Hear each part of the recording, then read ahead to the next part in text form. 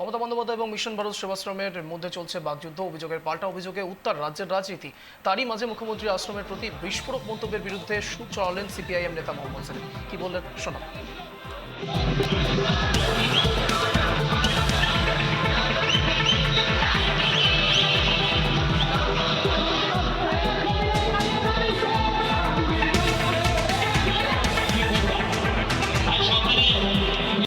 যেহেতু ভোটে মানুষ হক রুটি রুজির জন্য ভোট লড়ছে, বামপন্থার উত্থান হচ্ছে, আরএসএস এর কথায় বিজেপি তৃণমূল এটাকে আবার হিন্দু মুসলমান দাঙ্গা হাঙ্গামা নিয়ে আসতে চাইছে, ধর্মকে টেনে আনতে চাইছে।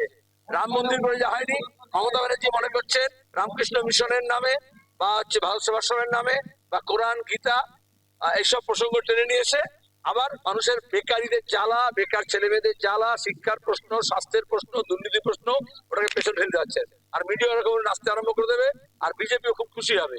আসলে ইন্ডিয়া ব্লক জিতছে, এখানে বিজেপি তৃণমূল হাওয়া পাতলা হচ্ছে।